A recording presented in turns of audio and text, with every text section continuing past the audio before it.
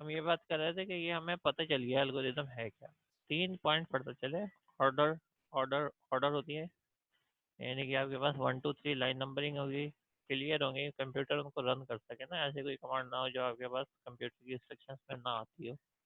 सही है। Executable steps होंगी, एम्बिगस और एग्जीक्यूटेबल, यानी कि क्लियर होंगी और रन होने वाली होंगी। सही। टर्मिनेटिंग प्रोसेस जरूर होगा, मतलब एंड जरूर होना चाहिए प्रोग्राम का। ऐसा ना हो कि आपके पास जो है वो एंड ना हो, तभी हम फ्लो चार्ट के अंदर वो एंड बनाते हैं। नीचे जो ओवल बना रहे होता है ना, इसका मतलब वो एंड होगा। दूसरे लफ्जों के अंदर अगर और डिफाइन करें तो ये सेट ऑफ स्टेप होता है। सही है। जो आपको डिफाइन करेगा कि एक टास्क कैसे परफॉर्म होगा। अच्छा देखें यहाँ पे इन्होंने जो बात की है वो ये की है, एल्गोरिदम जो है सेट ऑफ स्टेप है जो डिफाइन। तो अब इन्होंने यहाँ पे कंप्यूटर के हवाले से भी अभी बात नहीं करी। सही है। जो ऊपर वाली थी वो तो फिर भी थोड़ा कंप्यूटर के हवाले से बात हो रही थी। इन्होंने तो एक जनरल डेफिनेशन दे दी ना कि कुछ ऐसे स्टेप हैं जो कि हमारे पास जो है किस तरीके से कोई काम परफॉर्म हो, वो उसको हम देखते हैं। तो आम जिंदगी के अंदर देखें, जैसे किसी चीज़ की रेसिपी होती है, स्टेप 1 स्टेप 2 स्टेप 3, तो आप उसकी रेसिपी चेक कर रहे होते हैं। जो स्टैंडर्ड प्रोसीजर फॉलो होता है वो आप एक कर रहे होते हैं, परफॉर्म कर रहे होते हैं ना, और उसके उसके बेसिस के ऊपर जो आप वर्क टास्क परफॉर्म करते हैं। ठीक है ना। अच्छा रिसर्चर्स के बेसिस के ऊपर असल में ये दुनिया जो है वो आगे बढ़ रही है। और ये जो हम कहते हैं साइंटिस्ट और रिसर्चर एक ही होते हैं। लेकिन रिसर्चर जो है वो नई चीज़ें देखते भी हैं कि कोई नई चीज़ पॉसिबल है। और ये जो रिसर्चर होते हैं इनके बेसिस के ऊपर जितनी भी ये टेक्नोलॉजी है ना, टेक्नोलॉजी के बेस ये प्रोवाइड कर देते हैं। बाकी फिर इंजीनियरों का काम होता है कि उसको बनाएं उसको, क्योंकि वो समझ जाते हैं कि वो कहना क्या चाह रहे हैं। लेकिन हमेशा जो है वो नई चीज़ इन्हीं की तरफ से आती है। जैसे फॉर एग्जाम्पल कंप्यूटर जो, हाँ वो रिसर्चर ने कहा, फिर कंप्यूटर के जितने अभी हमने लॉजिक पढ़े, लेटेंसी टाइम उसको बढ़ाना, वो सारे रिसर्चर जो है स्पीड अप के लिए डिफरेंट अपनी थ्योरीज पेश करते हैं। सही। अपने जो है वो जो भी वो नई चीज़ पेश करते हैं उसको कंक्लूड करते हैं, उसको जो है कंक्लूजन के साथ साथ जो है उसके ऊपर कोई एक्सपेरिमेंट करके भी बताते हैं। तो वो दुनिया को बता रहे होते हैं कि आगे जो है वो कैसे चल रही है। तो इन लोगों को फिर फॉलो करते हैं, इन लोगों को फॉलो किया जाता है, और ये फॉलो होने की वजह से जो है आज हम, हमारी टेक्नोलॉजी जो है वो यहाँ पे है कि हम जो है वो कम्युनिकेशन एज में है। सही है। और हम जो है वो यहाँ तक पहुँच गए हैं। तो ये जो है ये वाकई में बहुत इंपॉर्टेंट लोग होते हैं, कि मतलब जिसको बोलते हैं ना हट के दुनिया से, क्योंकि ये वो चीज़ें देख रहे होते हैं जो कि आने वाले कुछ अरसों के बाद, यानी 20 या 30 साल के बाद पॉसिबल होती है, तो ये अभी से ट्राई कर देते हैं। फॉर एग्जाम्पल डीप लर्निंग या मशीन लर्निंग जो है वो एक सब्जेक्ट है कंप्यूटर साइंस का। लेकिन जो रिसर्चर थे उन्होंने 80s में उसके ऊपर जो है वो वर्किंग शुरू कर दी थी कि जी मशीन जो है वो खुद लर्न करे ना, हम उसको क्यों लर्न करवाएं। मतलब जो भी है आप उसको कोई इनपुट्स दो, उसके इनपुट्स के बेसिस के ऊपर आपको आउटपुट बता दे कि क्या है, हम क्यों उसको जो है इतना वो करें। तो ये प्रोग्रामिंग का पैराडाइम जो है वो वक्त के साथ साथ चेंज भी हो रहा है। डीप लर्निंग अभी भी नहीं आई। डीप लर्निंग तो इससे भी ज़्यादा एडवांस चीज़ है, जो इमेजेस के बेसिस के ऊपर बहुत ज़्यादा एडवांस हो गई है। तो वो आपके पास डीप लर्निंग जो है वो 90s के अंदर थी, वो भी रिसर्चर ने पहले से मतलब ये दी थी। तो ये बहुत पहले से ये लोग वर्क करते हैं। जो आपके पास ये इंटरनेट है हम लोग जो यूज़ कर रहे हैं, तो इसके ऊपर रिसर्चर ने जो वर्किंग शुरू कर दी थी वो 80s में कर दी थी। 80s के अंदर जो पेपर थे आपके रिसर्च पेपर जो पढ़े हुए हैं, तो उनके बेस पे जो आजकल का इंटरनेट चल रहा है। और वो जो है अभी भी जब आप नेटवर्किंग वगैरह पढ़ते हैं तो उनके पेपर को रेफरेंस दिए जाते हैं। इवन कुछ टीचर तो पढ़ाते भी हैं उनको कि आप उनको पढ़ें और देखें। उन्होंने जो है 80s के अंदर, मतलब वही तकरीबन 40 ईयर्स समझ लें, 40 ईयर्स पहले क्या सोचा था जो अब हमें इम्प्लीमेंट करना है। इंटरनेट ऑफ थिंग ये 91 के अंदर जो है वो एक रिसर्चर ने इसके ऊपर वर्किंग शुरू की थी। सही है। मार्क वाइजर नाम था उसका। तो उसके बेसिस पे अब इंटरनेट ऑफ थिंग हो गया कि जो चीज़ भी है वो आप इंटरनेट के थ्रू कंट्रोल करेंगे आगे चल के। और अभी भी बहुत सारी चीज़ें हो रही हैं। तो आर्टिफिशियल इंटेलिजेंस ये भी बहुत पुरानी है। देखें इसके इसका एडवांटेज देखें, गेम बन गया इसके इसके बेसिस के ऊपर बल्कि इस सब्जेक्ट की वजह से ये सारी चीज़ें बनी हैं। इसके इसके पार्ट्स हैं। जैसे आपके पास नेचुरल लैंग्वेज प्रोसेसिंग है, गूगल पर टाइप करते हैं तो वो खुद ब खुद बाकी बातें लिखने लगता है, बहुत ज़्यादा वो क्लोज आपको देता है। तो वो क्या होता है, वो बैकग्राउंड के अंदर पूरा उसका इंजन चल रहा होता है एआई का, और उसके बेसिस के ऊपर वो आपको सजेशन प्रोवाइड कर रहा होता है। ठीक है। आपके पास गेम जितने भी हैं वो एआई बेस्ड हैं, यानी कि अगर आप ज़्यादा एक्सपर्ट लेवल पे खेलते हैं तो आप मतलब जल्दी जल्दी हारने लगते हैं। हालांकि बनाया एक ह्यूमन बीइंग नहीं है उसको, लेकिन वो क्योंकि प्रोग्राम है तो आप उसको जो है ना, आप बीट हो जाते हैं उससे। तो बहरहाल ये तमाम चीज़ें, तो ये जो है रिसर्चर ये बिलीव करते हैं कि जो हम हर एक्टिविटी जो है अपने माइंड के थ्रू परफॉर्म कर रहे होते हैं ना, ठीक है, डिसीजन मेकिंग या कोई नॉर्मल वर्क भी ले लें, तो वो क्या होता है, वो एल्गोरिदम्स होते हैं जो चल रहे होते हैं हमारे जहन में। एल्गोरिदम्स कब आते हैं? एल्गोरिदम जब आपकी लर्निंग स्टेज होती है ना, जब एक बच्चा होता है, जैसे वो 5 साल का होता है या 6 साल का होता है, तो उसको जो है पूरी हिंट दी जा रही होती है, यानी तरीके लाइफ के सिखाए जा रहे होते हैं। तो बेसिकली वो उस वक्त उसके जहन में बैठ जाते हैं सारे एल्गोरिदम्स। और अब जब वो बड़ा होता जाता है या काम करता जाता है, तो वो एल्गोरिदम जो उसके जहन में रिपीट हो रहे होते हैं, लेकिन अब क्योंकि वो उसके पार्ट बन चुके हैं और वो उसको बिल्कुल जहन में बैठ चुके हैं, तो अब उसको एल्गोरिदम नहीं लगता है। उसको ये लगता है कि मैंने ये काम करना है तो मैंने ऐसे करना है। लेकिन अगर देखा तो उसने कभी ना कभी उसका एल्गोरिदम सीखा था। जैसे पानी जो है वो पीना है गिलास में, वो देखता रहा। बच्चा जब छोटा होता है 3-4 साल का, वो तो नहीं कर सकता, लेकिन थोड़ा बड़ा होता जाता है तो ये चीज़ें समझने लगता है, फिर और समझ आती है, फिर जो ग्लास को सही तरीके से पकड़ना सीखता है। तो ये तमाम चीज़ें, ये क्या है, एल्गोरिदम्स होते हैं जो बिल्कुल इंसान की लाइफ जब स्टार्ट होती है, जब इसे स्टार्ट हो जाता है हेयरिंग करना और ये करना और बातों को समझना, उसमें लैंग्वेज समझना, या किसी की जो है वो मदर टंग बन जाना कोई लैंग्वेज, या वो चीज़ें सीखना जो दूसरे लोग करते हैं, कि स्टैंडर्ड प्रोसीजर होते हैं, तो वो एल्गोरिदम। लेकिन अब हम ये नहीं सोचते हैं कि इस वक्त इस स्टेज के ऊपर, जैसे फॉर एग्जाम्पल आपको ये कहा जाए कि आप जो है पानी पी लें, या आपका दिल चाहे पानी पीने के लिए, तो अब अगर आप देखें कि पानी के लिए पूरा एक एल्गो होगा कि आप जो किचन में जाएंगे, वहाँ से गिलास लेंगे, फिर आप फ्रिज के पास जाएंगे, वहाँ से फ्रिज से जो वो कोई बोतल वगैरह निकाल के उसमें पानी लेंगे। तो ये तो एल्गो है, लेकिन ये क्योंकि आपके जहन में है ऑलरेडी, आप मतलब ये उसको आप कंसिडर ही नहीं कर रहे कि कोई एल्गो चल रहा है मेरे जहन में। तो ये वाली बात वही है कि ये जो हमारे हर आम जिंदगी के मामलात होते हैं, ये बेसिकली एल्गोरिदम के ऊपर बेस कर रहे होते हैं, जो हमने बहुत पहले लर्न कर लिए होते हैं। और वही वाली लर्निंग जो कैपेबिलिटी एक बच्चे में होती है, तो वही लर्निंग कैपेबिलिटी जो है उसको मतलब ये कि इम्प्लीमेंट करके, उसको एल्गो को इम्प्लीमेंट करके जो है ये सब्जेक्ट मशीन लर्निंग का इंट्रोड्यूस किया गया। उसमें भी यही है कि बच्चे को जैसे लर्न करवाया जाता है, तो मशीन को भी इसी तरीके से लर्निंग करवाई जाती है, और वो उसके बेस के ऊपर जो है वो आपको आंसर देने लगती है। ठीक है।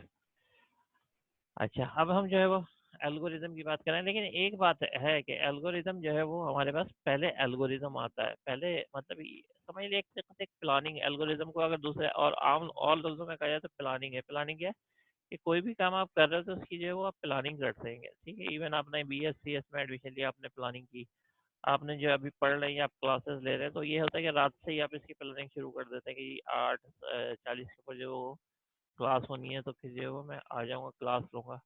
या आप में से कुछ अच्छे, जो ज़्यादा अच्छे प्लानर हैं, जिनको बहुत सीरियस हैं, वो उन्होंने देखे हैं, 3-4 लोगों ने बता दिया, उन्होंने रजिस्टर भी रख लिया है अभी से। हालांकि ये ऑनलाइन क्लास है, ज़्यादातर का ये ओपिनियन होता है कि जी सुनो और हटाओ, मतलब ये उसके बाद रिकॉर्डिंग जो है वो पेपर से पहले देख लेंगे, इस किस्म की बात होती है। लेकिन कुछ लोग अभी से जो है वो नोट कर रहे हैं बाकायदा। तो इसका मतलब ये डिफरेंट प्लानिंग होती है भाई, और जो जितना अच्छा प्लान करता है फिर उसके रिजल्ट भी इतने अच्छे आ रहे होते हैं।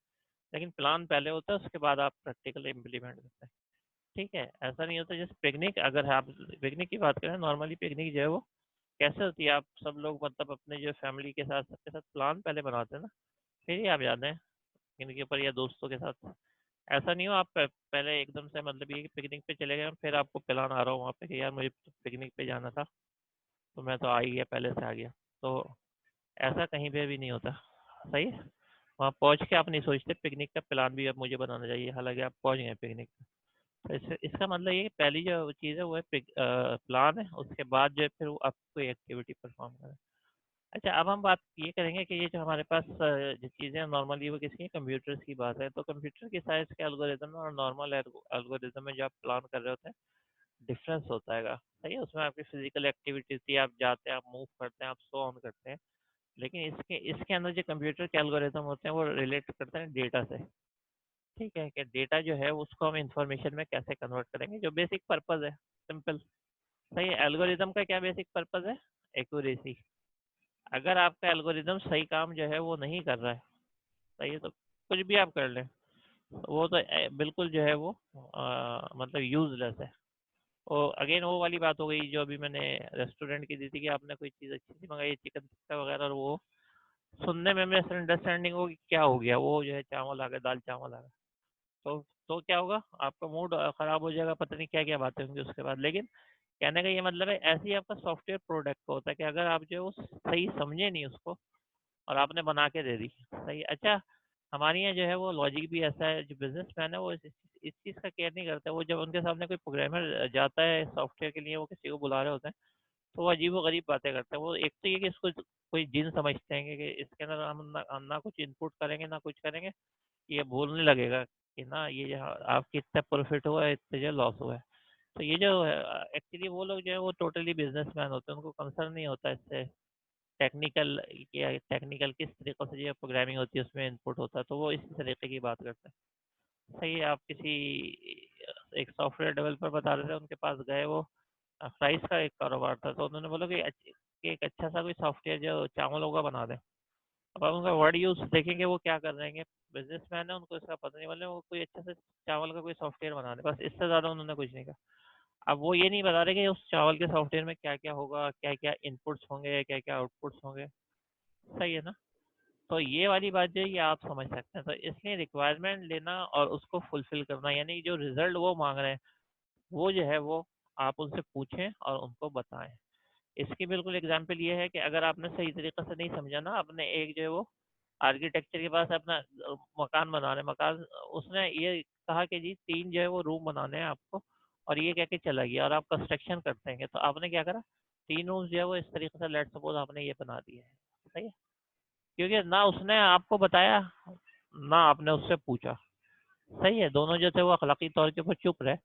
अब क्या हुआ, वो आया, उसने बोला नहीं मुझे तो इस तरीके से 3 रूम नहीं चाहिए था। उसने जब आपने बना लिया, सही है, वो कहीं फर्स्ट कंट्री से बाहर गया था, वापस आया, उसने बोला मुझे तो ये इस फॉर्मेट में चाहिए था। तो अब आप बताने, कंस्ट्रक्शन के अंदर आपको पता है कितनी ज़्यादा कॉस्ट लगती है, कितना ज़्यादा टाइम लगता है।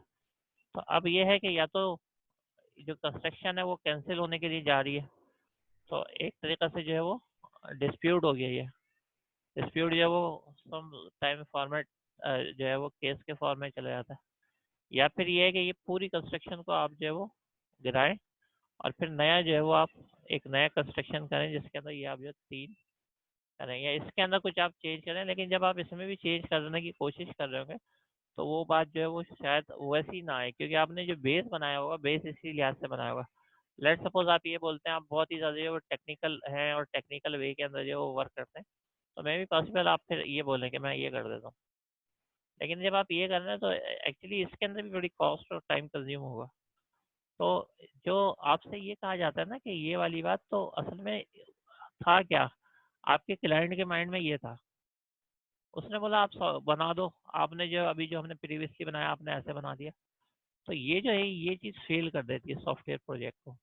अच्छा, इसमें जितनी मेहनत होती है, इसमें आप देखें फिजिकली सब कुछ टूटेगा फिर बनेगा, इससे ज़्यादा मेहनत आपके जो है वो सॉफ्टवेयर के अंदर होती है। क्यों? इसलिए कि जब आप इसकी बेस बना रहे होते हैं, तो उसके अंदर जो है वो चेंज होना वो इतना ईजी नहीं होता। अगर आप एक चीज़ को यहाँ से चेंज कर रहे हैं, एक प्रोग्राम का एक कोड चेंज कर रहे हैं, तो आप हो सकता है आपको 100 जगह जो है उसकी वजह से चेंज करना पड़े। तो वो इतना ज़्यादा जो है वो मतलब प्रॉब्लम बन जाती है आपके लिए, इतनी चेंज सिर्फ एक चेंज की वजह से। तो इसलिए जो है वो सॉफ्टवेयर के अंदर हम इस चीज़ का ख्याल करते हैं कि जब आप उसके पास गए, तो उससे जब तक आप ये नहीं पूछ लें कि भाई जो आपका है वो 3 जो रूम्स हैं वो कैसे होंगे, तो ये जब तक वो ना सिर्फ ये कि वो ये बना ले, बल्कि आप जो उसके जो है वो साइन भी करवा लेंगे, बाद में वो ये ना बोले कि मैं ऐसे नहीं चाह रहा था, कोई और डिज़ाइन करता है, साइन करा लें। तो इसलिए नॉर्मली एग्रीमेंट होता है आपके सॉफ्टवेयर के लिए। क्योंकि देखें ना, आपने एल्गोरिदम तो अब वैसे बना लिया था, अब आप एल्गोरिदम को पूरा चेंज करने के लिए जा रहे हैं, तो ना इस तरह। तो नॉर्मली प्रोजेक्ट फेल हो जाते हैं। फेलियर का ये मतलब है ना आपको पैसे मिले, आपका टाइम भी ज़ाया हुआ, सब कुछ। तो इसलिए जो है इस चीज़ को कंसिडर करना चाहिए। अब इसके अंदर जो है वो जो मैं बात कर रहा था वो ये कह रहा था कि ये जो सॉफ्टवेयर प्रोजेक्ट है, इनका एक ही पर्पज़ होता है, आपको जो इन्फॉर्मेशन दे रिपोर्ट से, आपको प्रॉफिट बताए, आपको जो है सो ऑन बताए कि कितने जो है वो आपके पास क्लाइंट जो है वो पेड नहीं कर रहे हैं, कितने क्लाइंट जो है वो मतलब उनकी जो है रेपुटेशन अच्छी नहीं है, जो हमेशा लेट पेमेंट कर रहे हैं। ये चीज़ें बैंक बैंक का सॉफ्टवेयर है वो बता के देता है। तो ये चीज़ें वो चाहिए होती हैं। तो वो आती कैसे हैं, वो डेटा जो इनपुट होता है उनका, बैंक की ट्रांजैक्शन सब चीज़ों का, उससे क्या होता है आप रिपोर्ट बनाते हैं तो वो इन्फॉर्मेशन बन जाती है। तो अब वो वाली बात आ गई कि आप जो है वो क्या कर रहे हैं, डेटा को इन्फॉर्मेशन में कन्वर्ट कर रहे हैं। तो आप कितना भी बड़ा सॉफ्टवेयर बना लें उसमें आप यही करेंगे। ठीक है। अच्छा, अब ये देखते हैं एक सिंगल, ये है आपके पास एल्गोरिदम है, सही है, ये टेम्परेचर का है। वो ये कहते हैं कि ये जो सेंटीग्रेड के अंदर होकर फ़ारेनहाइट के अंदर कन्वर्ट हो जाए, और फार्मूला जो है वो गिवन है, F = 9/5 से, ये एक जनरल फार्मूला है। अब अगर हम इसको जो है एल्गोरिदम में रिप्रेजेंट करेंगे तो क्या करेंगे, मल्टीप्लाई टेम्परेचर रीडिंग, सही है, यानी ये वाली जो है हमने इसको ब्रेक कर लिया है एक इसमें, कि आप जो है ये जो रीडिंग है किस, सही है, जो इनपुट किसमें हुई है, सेंटीग्रेड वगैरह के अंदर हुई है, उसको आप मल्टीप्लाई किससे करें, 95 से करें, यानी यूजर से आपने सी इनपुट लेना है। जब सी इनपुट आ गया तो 9 और 5 से ना डिवाइड करके उसको मल्टीप्लाई करना है। ये स्टेप 1 हो गया। जब आपके पास ये स्टेप परफॉर्म हो गया तो क्योंकि हम कंप्यूटर एल्गोरिदम बना रहे हैं तो इसी लाइन में नहीं बनाएंगे, हम ब्रेक कर देंगे, and then add 32 to the product, यानी ये +32 जो है आप देखें तो आपने ये नेक्स्ट लाइन के ऊपर जो है वो डिफाइन कर दिया है। तो ये हमने दो उसके अंदर ना वे के अंदर डिफाइन कर दिया, या इसको जो है हमने, अच्छा, एल्गोरिदम जो है वो जनरली हमारे पास जो वो जो यूज हो रहा होता है वो हो रहा होता है कि रिप्रेजेंटेशन कैसे बताएं, यानी हर प्रोग्रामर जो है वो समझता हो, एक कोड वर्ड होता है ना, कि कोड आप किसी लैंग्वेज की समझने लगे कि इस कोड का ये मतलब है, इस कोड का ये मतलब है। कॉमन चीज़ क्या है, कॉमन चीज़ ये है कि वो भी प्रोग्रामर है, आप भी प्रोग्रामर है। अब इसके लिए ज़रूरी नहीं कि आपकी लैंग्वेज सेम हो, वो चाइना का रहने वाला है, वो आपकी ज़बान नहीं जानता, या फ्रांस का रहने वाला हो, ना आप उसकी ज़बान जानते हैं। बात ये है कि वो भी प्रोग्रामर है और आप भी प्रोग्रामर है, लेकिन आप एक ऐसी लैंग्वेज जानते हैं जिसके बेसिस के ऊपर आप जो उसके पास अपनी लॉजिक समझा सकते हैं। तो इसलिए वो फ्लो चार्ट कहा जाता है कि आप अपना जो भी लॉजिक है वो फ्लो चार्ट में डिफाइन करें, क्योंकि वो एक इंटरनेशनल लैंग्वेज हर प्रोग्रामर के लिए बन जाती है और वो हर प्रोग्रामर उसको समझ रहा होता है। और इसकी जो बेसिक एक और भी वजह है वो ये है कि अगर आपके पास ऐसे लॉजिक लिखे हुए होंगे या ग्राफिकली बने हुए होंगे फ्लो चार्ट के फॉर्म में, तो उस सूरत में ये होगा कि आप, अगर कोई प्रोग्रामर बीच में प्रोजेक्ट को छोड़ के चला जाता है तो उसने अब तक का जितना भी लॉजिक बनाया होता है तो वो आपके पास फ्लो चार्ट या इन रिटर्न या फिर कमेंट्स के फॉर्मेट के अंदर प्रोग्राम के अंदर लिखा हुआ होता है। तो जो नया प्रोग्रामर वहां से काम शुरू करता है उसको कोई मसला ही नहीं आता, क्योंकि सब कुछ तो पहले से लिखा हुआ है कि उसका लॉजिक क्या है, वो लिखता हुआ जा रहा है। लेकिन अगर वो लॉजिक नहीं लिखा हुआ और उसको ये कहा जाए कि आप जो है वो इसको लॉजिक को भी समझें, तो ये बहुत बड़ा मसला आ जाएगा कि वो क्या करना चाह रहा था, ये किस तरीके से जो वर्किंग जो वो छोड़ गई है। तो नॉर्मली जो सॉफ्टवेयर इस चीज़ को भी पाबंद करते हैं कि आप बिल्कुल बीच में नहीं जाएंगे किसी सॉफ्टवेयर के, मतलब ठीक है, बीच में अगर जाते हैं तो फिर कोई पेनल्टी वगैरह होती है, तो उसके बाद जाते हैं तो लोग जो है फिर वही करते हैं। और दूसरा ये है कि अगर आपको जो है, अगर आप कमेंट्स नहीं लिखते उनके प्रोग्राम के अंदर, तो आपको बाकायदा बुला के जो है ना वो समझाते हैं, एक अगर आप फिर भी नहीं मानते तो वार्निंग वगैरह भी दी जाती है कि आप कमेंट्स क्यों नहीं लिख रहे हैं, क्योंकि उनका रूल है सॉफ्टवेयर हाउस का कि कमेंट्स आप लिखोगे तो आप फिर मतलब हम आपके डिपेंडेंट नहीं रहे ना, आप कहीं पे भी चलेगा आपकी कमेंट्स हमें बता देंगे कि आपने अब तक क्या काम किया। तो इसलिए कमेंट्स जो है वो इम्पोर्टेंट होती है। तो दो तरीके होते हैं, एक तो ये होता है आपके पास कि आप जो है अपने लॉजिक को डिफाइन करें प्रीमिटिव्स के अंदर ना। प्रीमिटिव्स जो है वो दूसरे लफ्ज़ों के अंदर कहा जाता है लैंग्वेज ऑफ पिक्चर्स, यानी आप ऐसी ज़बान के अंदर राइट करें जो कि पिक्चर की लैंग्वेज हो। तो इसका ये मतलब है सीधे साधे अल्फाज में कि हम फ्लो चार्ट की बात कर रहे हैं। जब आपके पास जो वो वर्ल्ड के अंदर कोई लैंग्वेज नहीं होगी, साइंटिफिक वे के अंदर भी अगर आप जो इसको लें या सोचें, वर्ल्ड के अंदर जब आपके पास कोई इस किस्म की जो है फैसिलिटी नहीं होगी लैंग्वेज, और लेट सपोज जो है वो कोई, मतलब कोई कहता होगा या आपस में बात करता होगा, कोई चीज़ चाहिए होगी, तो लेट सपोज ये जो है मैं ये ट्राई करूँ, सही है, मैंने ट्राई तो की कि एप्पल बन जाए, लेकिन ये मैं दूसरों को बताने के लिए कह रहा हूँ कि अगर मैं उसकी लैंग्वेज भी नहीं जानता हूँ और अपनी भी लैंग्वेज नहीं जानता हूँ, तो ये मुझे ये बता रहा है कि किसी सूरत से ये एप्पल है, सही है ना। तो ये वाली ये पिक्चर समझने से बना नहीं रहा, ये पिक्चर इससे क्या पता चल रहा है कि ये कोई पेन है, सही है। सो ऑन, ये जो आपके पास इससे क्या पता चला कैमरा है, तो ये सिम्बल्स की लैंग्वेज के ऊपर जो है वो फिर हम आ जाते हैं। और उससे जो अंदाजा हो जाता है, अगर ये सिंबल बना के दे दूँ, लेट सपोज मैं उसकी भी लैंग्वेज नहीं जानता, तो इससे वो समझ जाएगा। तो इसलिए ये जो फ्लो चार्ट में आपसे कहते हैं कि जी ओवल है, स्टार्ट है, एंड है, सही है, तो ये हम उसी हवाले से जो वो बात करते हैं। प्रोजेक्ट की बात मैं करूँगा, अभी मैं ये करवा रहा हूँ। सही है। प्रोजेक्ट के लिए अभी ऐसे चलें, अभी अभी ये जूम मीटिंग दोबारा अभी स्टार्ट होती है तो फिर प्रोजेक्ट की बात करते हैं।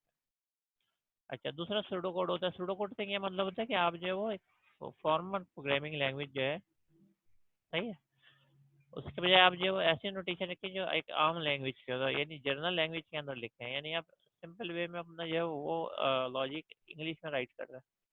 तो इंग्लिश के अंदर अगर आप राइट करेंगे तो अगेन वो इस टाइप की लैंग्वेज है कि एक तरीके से देखा जाए तो वो इंटरनेशनल लैंग्वेज ही है। लेकिन फिर भी हम अपने बात जो वो, अगर हमें प्रोग्रामिंग नहीं आती तो एक्सप्लेन तो कर सकते हैं बड़े आराम से ना, कि पहला स्टेप हमारा ये होगा, दूसरा स्टेप ये होगा। फॉर एग्जाम्पल हम पहले स्टेप पे इनपुट नंबर 1 करेंगे, दूसरे स्टेप पे इनपुट नंबर 2 करेंगे, तीसरे स्टेप पे नंबर 3 को नंबर 2 से, नंबर 1 और नंबर 2 से मल्टीप्लाई करेंगे। तो ये चीज़ हम लिख के भी सिंपल बता सकते हैं। अब इसके लिए क्या है, ये जो आपके पास ये इसलिए सूडो कोड या आपके पास सिंपल इंग्लिश यूज़ की जाती है कि उसके लिए फिर ये होता है कि आपको जो है ना कोई लैंग्वेज की ज़रूरत नहीं है। लेट्स सपोज आपको सी शार्प नहीं आती है, आपको जावा आती है, आपने क्या करा, उसको समझा, इंग्लिश में लिखा था, समझा उसका लॉजिक, क्योंकि ये भी लॉजिक ही है, आप बस ये इंग्लिश में लिख रहे हैं और इसमें आप कोई प्रोग्रामिंग का वर्ड यूज़ नहीं कर रहे, कंसोल डॉट राइट लाइन वगैरह, उसकी जगह आप लिख रहे हैं प्रिंट। अगर आपने इनपुट करना है तो लिख रहे हैं रीड या इनपुट। तो इस इन वर्डों से जो है ना, अब उसके अंदर ये आसानी होती है, आप जावा में कर लें प्रोग्राम, अगर आप जावा के प्रोग्रामर हैं।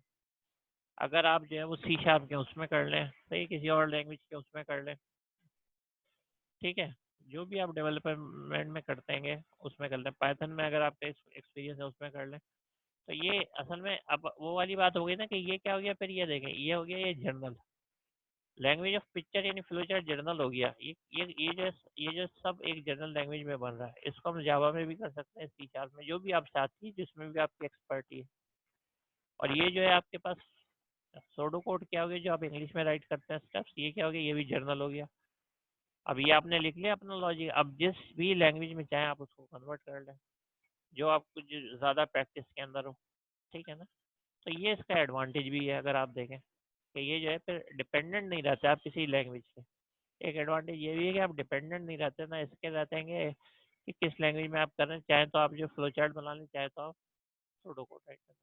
अच्छा, सूडो कोड जो है वो बिल्कुल इंग्लिश ही इतना होता है, तो उसके अंदर जैसे फॉर एग्जाम्पल आप लिखते हैं name is equal to Ali, let suppose आपने लिखा name is equal to Ali, तो डिफरेंट जो है सिंटेक्स होती है या नोटेशन होती है। तो ये जो इज इक्वल टू यहाँ पे नहीं लिखते, इसमें इस तरफ एरो दिखा देते हैं सूडो कोड की जो नॉर्मल राइटिंग है। लेकिन ज़रूरी नहीं है, आप चाहे तो इक्वल टू भी लिख दें, उसमें कोई गलती की बात तो नहीं है, अगले को तो समझाना है ना। अच्छा, उसके बाद इफ़ की कंडीशन आपको पता है सी में किस तरीके से या सी शार्प में कैसे होती है, पैरेंथेसिस लगाओ, फिर चेक करो, फिर लेस देन चेक करो, सो ऑन वेरिएबल लिखो। लेकिन इसमें आप सिंपल लिख देते हैं इफ़ कंडीशन देन एक्शन। अभी हम इसकी एग्जांपल पढ़ते हैं, सही है। वाइल की भी आप लिख देते हैं, वरना वाइल के पैरेंथेसिस लगाना, अगर आपने लूप अभी स्टार्ट नहीं है तो आगे चल के हो जाएंगे आपके स्टार्ट। तो ये बहुत सारी चीज़ें उसमें, मेथड होता है सी शार्प में, हम उसको प्रोसीजर यहाँ पर राइट करते हैं, ठीक है। तो ये जो चीज़ें हैं वो कुछ होती हैं सूडो कोड के अंदर, आप देखेंगे कितनी मिल रही है लैंग्वेज के अंदर।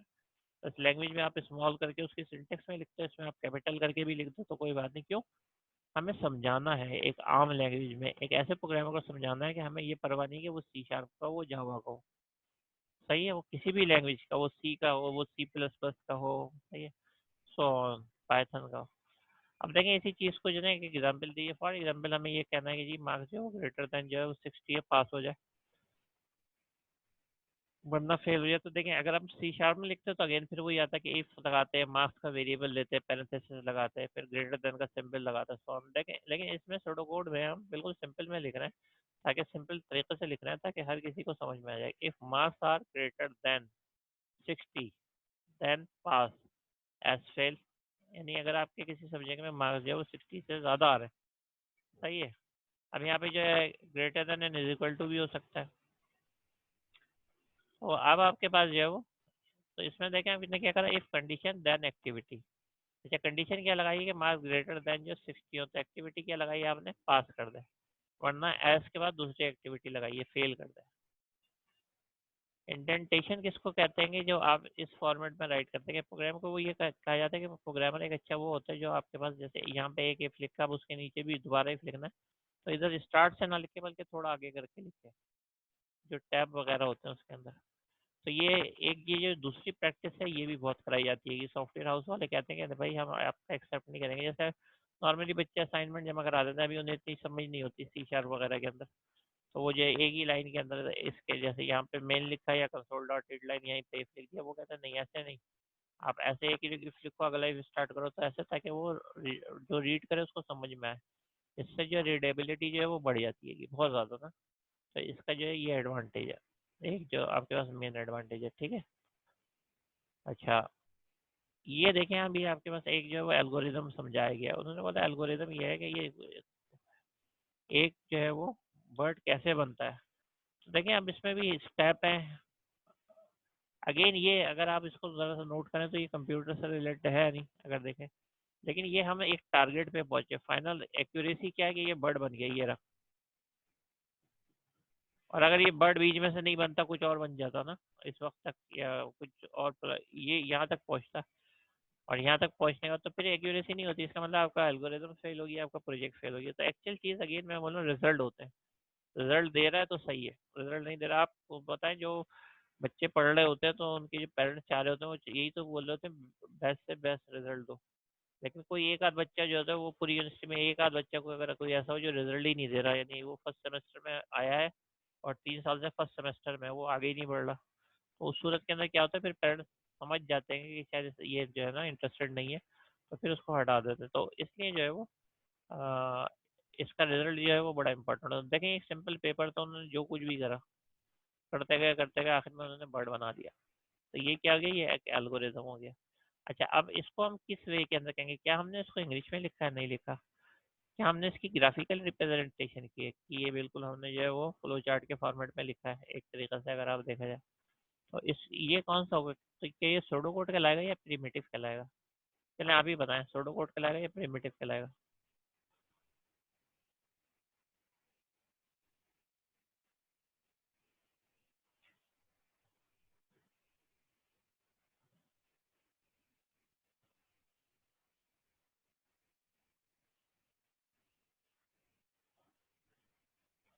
हाँ, हाफिज मोहम्मद ने जो है वो सही जवाब दिया। और कोई बताएगा? अब देखिए मैं इसका मतलब मैं बोल रहा था, तो क्या मैं खाली बोल रहा था, आप लोग नहीं सुन रहे थे? गुड। और जवाब आया, और बताओ। अब ये कोई नहीं, लेकिन ना आप क्या कह रहे थे? कि फिर तो मज़ा मज़ा ही पढ़ाने का ख़त्म हो जाता ना। कुछ कुछ लोगों ने जो है वो लिखा है, अब मैंने बोला इसको बताओ ये जो पिक्चर है ये क्या कहलाएगी, हालांकि मैं 2-3 दफ़ा भी पिक्चर को बता भी चुका हूँ इसके अंदर ना डेफिनेशन के अंदर। चलिए ठीक है, आप लोग आंसर नहीं दे पा रहे हैं, कोई मसला नहीं, कुछ लोगों ने दिया है, कुछ लोगों ने सही दिया है। हाफिज मोहम्मद उसामा ने सही दिया है, सही है, उसका नाम एटलीस्ट हक तो बनता है ना जो पिक्चर परसों सुन रहा है। तो देखिए इसमें लिखा हुआ है कि आपके पास जो प्रिमिटिव होते हैं वो क्या होती है, लैंग्वेज ऑफ पिक्चर होती है। तो इसमें मतलब फ्लो चार्ट और ये जो हमने किया ये क्या कहलाएगा, प्रिमिटिव कहलाएगा। अच्छा, सोडो कोड क्या होता है, ये आप फॉर्मल जो है वो आप इंग्लिश के अंदर राइट कर रहे होते हैं, जो कि आप जो है नॉर्मली स्पीक आउट करते हैं, तो इसे ऐसी लैंग्वेज में जनरल लैंग्वेज में कर रहे होते हैं।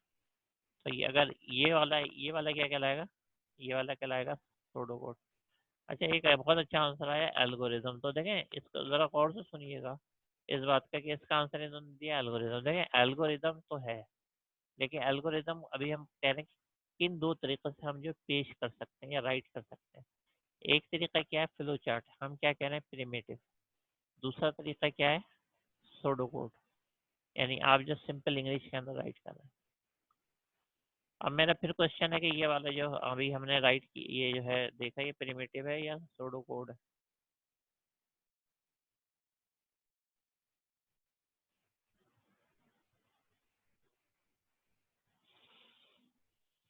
हाँ हाँ, देख रहा हूँ मैं, आप लोग दें आंसर, जरा देखता तो हूँ कहाँ तक बात पहुँच रही है। सिर्फ 3 स्टूडेंट ने आंसर दिया मुझे। हाँ चलो, चौथा आंसर भी आ गया।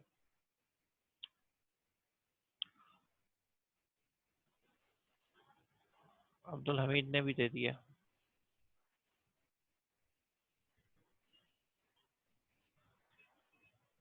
अच्छा, अब मैं उन लोगों का नाम लेता हूँ जिन्होंने नहीं दिया, वो अपना नाम ना बता दीजिएगा। ये हैं हमारे पास फवाद साहब बैठे हैं, इन्होंने नहीं दिया। गुलाम कादिर साहब हैं, इन्होंने बिल्कुल आंसर नहीं दिया। ठीक है ना, इन्होंने पिछली दफा भी नहीं दिया। और शहरियार हैं, वो प्रोजेक्ट की लिस्ट भी मांग रहे थे अभी मुझसे कि प्रोजेक्ट का बता दें। राव मुबशिर है, उन्होंने नहीं दिया। माशमिया ने आंसर दे दिया। रोमान अली ने नहीं दिया। शेब दाऊद ने नहीं दिया। तो ये मैं जो है ना नोट करता हूँ कि कौन जो है वो अब्दुल रहमान यूसुफजई ने नहीं दिया आंसर। सही है। तो ये सर आप लोग खुद ही ख्याल करें, मैं अब आप लोगों के नाम ले लेके बोलूँ कि आप दे रहे हैं आप नहीं दे रहे, तो ये बहुत टाइम कंज्यूमिंग प्रोसेस हो जाएगा। यानी सिंपल सी बात, यानी जो डिस्कस कर रहे हैं कि प्रिमिटिव जो है वो आपके पास ये पिक्चर को कह रहे हैं। सोडो कोड जो है वो हम जो इंग्लिश में रिटर्न करते हैं सिंपल लैंग्वेज में उसको कह रहे हैं। और आपसे पूछते कि एक पिक्चर बनी है, सीधी सी बात है, ये जो भी लॉजिक है उसमें भी होता है स्टार्ट, फिर इनपुट करते हैं, फिर आपके पास कोई कंडीशन होती है, ऐसा होते होते आपके पास एंड तक पहुंच जाते हैं। तो हम जो है वो ये एल्गोरिदम फिर दे दिया, एल्गोरिदम पता नहीं ये क्या मसला है। देखें, एल्गोरिदम इसका आंसर नहीं है। एल्गोरिदम तो आप बना ही रहे हैं। एल्गोरिदम में रिप्रेजेंटेशन के दो तरीके होते हैं। कैसे हम लिखेंगे, एक तरीका होता है कि ग्राफिकली या पिक्चर में लिखें, एक तरीका होता है सिंपल इंग्लिश में लिखें। जब आप ग्राफिकली लिखते हैं तो क्या कहते हैं, उसको कहते हैं आप प्रिमिटिव, जिसकी एग्जाम्पल फ्लो चार्ट है। जब वो लॉजिक के थ्रू राइट कर रहे हैं तो उसको सोडो कोड कहते हैं। आप एल्गोरिदम भी कह सकते हैं, क्योंकि एल्गोरिदम अक्सर वर्ड यूज हो रहा है। ठीक है, तो इसलिए जो है वो आप इसको अच्छा चलें। अब एक और बात मैं आपको बताता हूँ, ये देखें, अभी टाइम है हमारे पास। ये देखें, अगर इसके अंदर जो है, अगर मैं ये कहूँ कि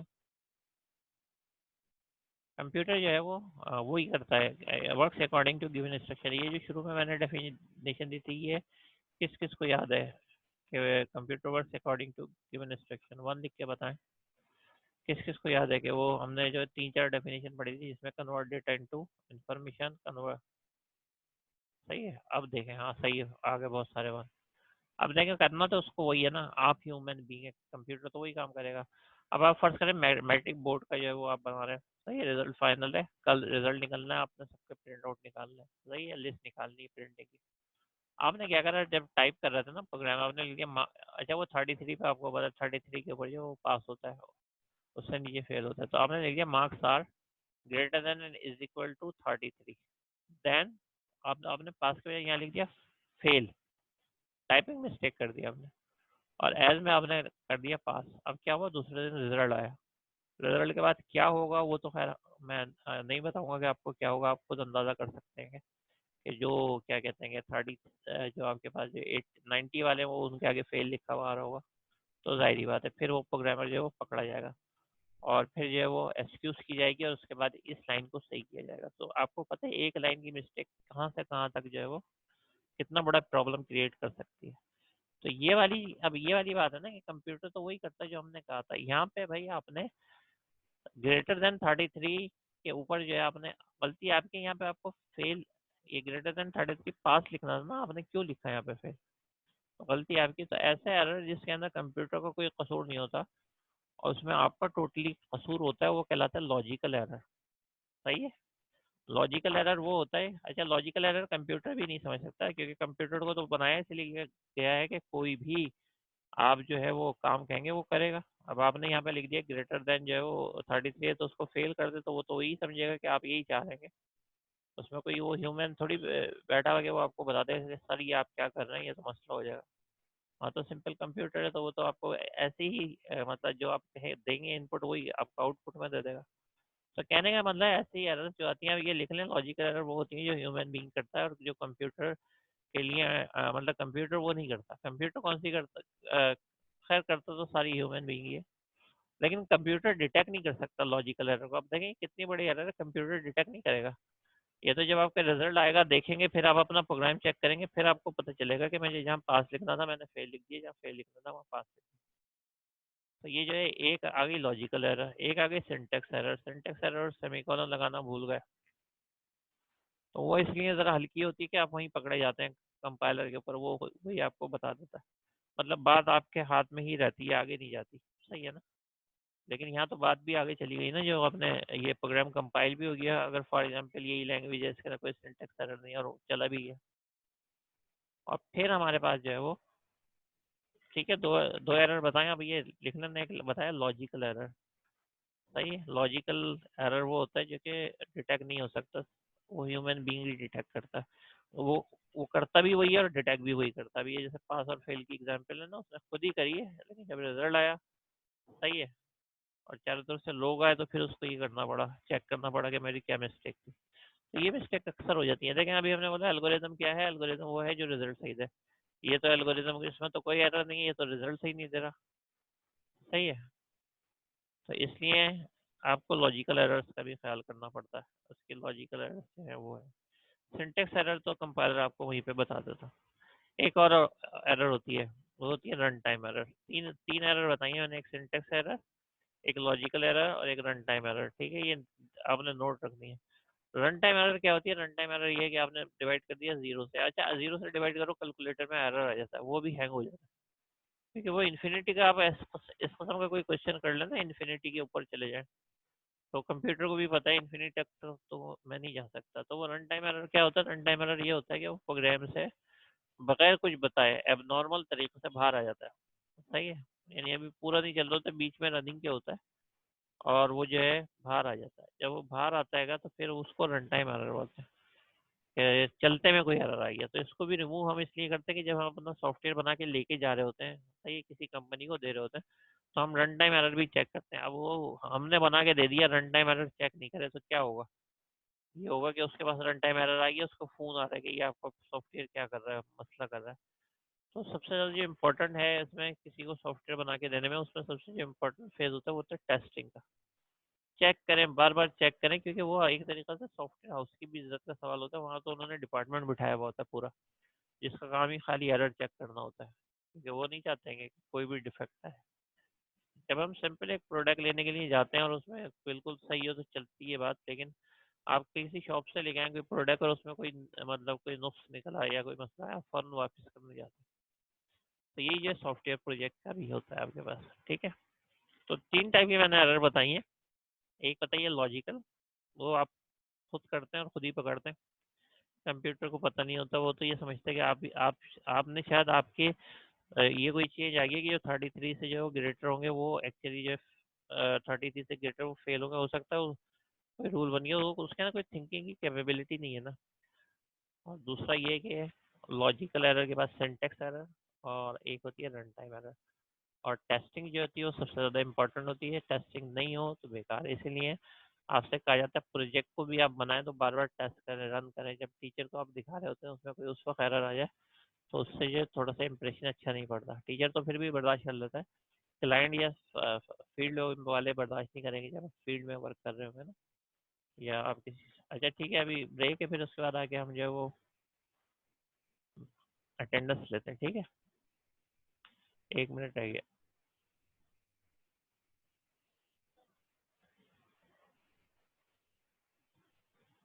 अच्छा इस दफ़ा जल्दी आना, कहीं लंबे नहीं निकल जाना, क्योंकि मैं अटेंडेंस कॉल करूँगा ना, फिर आप रुक रुक के मत आना।